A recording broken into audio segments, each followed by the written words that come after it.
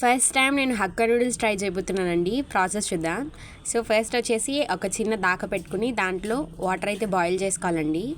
దీంట్లోకి 2 టమాటాలు మన గార్డెన్లోవేనండి, ఒక పెద్ద పచ్చిమిరకాయ అండ్ పెద్ద ఉల్లిపాయలో సగం ఉల్లిపాయ అండి ఇది, అండ్ 3 గుడ్లు, అంతేకాకుండా ఎక్స్ట్రాగా 50 గ్రామ్స్ రొయ్యలు తీసుకున్నానండి. ఈ ప్యాకెట్ ఓపెన్ చేస్తే ఇదైతే ఇలా ఉందండి, గెడ్డలాగా.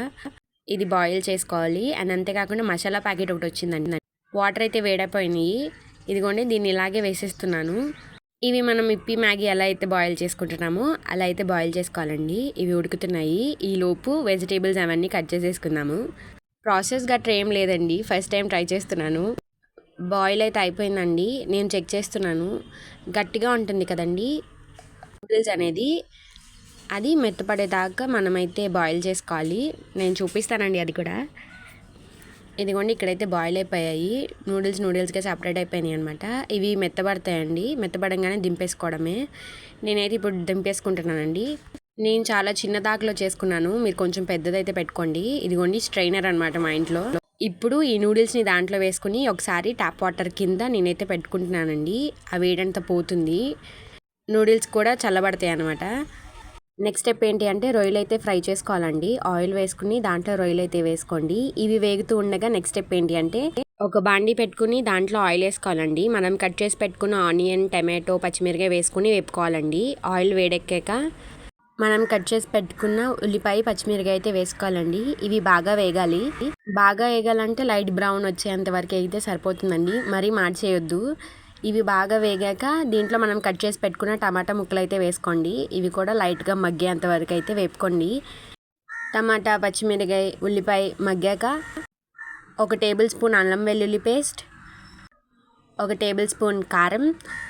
విడివిడిగా వేయించుకున్నా పర్వాలేదండి, అంటే ముందు అల్లం వెల్లుల్లి పేస్ట్ వేసుకుని వేపుతారు కదా, అలా అయినా పర్వాలేదు, ఇలా అయినా పర్వాలేదండి. టేస్ట్ ఒకటే కదా. టేస్ట్కి తగినంత సాల్ట్ అండి. ఈ మూడింటిని పచ్చివాసన పోయేంత వరకు అయితే వేపుకోవాలండి.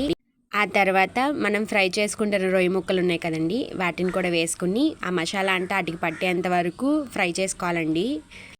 ఇది ఇలా ఫ్రై అవుతుండగా ఒక పక్కన 3 గుడ్లు అయితే వేసుకుని పొరుట్లాగా అయితే పొరటేయాలండి. రొయ్యలు వేపుకున్న దాకలోనే వేసుకుంటున్నాను అండి. కొద్దిగా ఆయిల్ వేసుకుని 3 గుడ్లు అయితే వేసుకోవాలండి. నేను ఒక చేతితో ట్రై చేస్తున్నాను కెమెరా పట్టుకొని, కానీ రావట్లేదు. సో నేను 3 వేసుకుని అయితే మీకు చూపిస్తానండి. ఇలా 3 వేసుకున్నాక చక్కగా హై ఫ్లేమ్ మీద పెట్టి మెల్లమెల్లగా తిప్పేస్తుండండి. ఇలా అయిపోతుంది. రొయ్య ముక్కలకి మసాలా అంతా బాగా పట్టిందండి. ఇప్పుడు మనం ఏదైతే పొరుటు ప్రిపేర్ చేసుకున్నామో కోడిగుడ్డుది, దాన్ని దీంట్లో వేసి కలిపేయాలండి. ఒకసారి చక్కగా కలుపుకుంటే దానికి కూడా మసాలా పడుతుంది. పైకి కిందకి, పైకి కిందకి, ఇది చాలా బాగా రావాలని కోరుకుంటున్నాను నేను.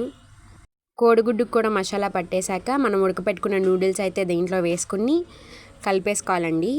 దానికి కూడా మసాలా పట్టేంత వరకు అయితే కలుపుకోవాలి. నేను చూపిస్తాను. నాది చిన్నదాకా కదండి, చూపించడానికి రావట్లేదు. సో నేను కలుపుకుని అయితే చూపిస్తున్నాను. దాంట్లో వాళ్ళు ఇచ్చిన మసాలా పైన వేసుకుని ఇంకొకసారి హై ఫ్లేమ్ మీద పైకి కిందకి కలుపుకుంటే నూడిల్స్ అంతటికి మసాలా అయితే పడుతుంది. Tasty hakka noodles ready.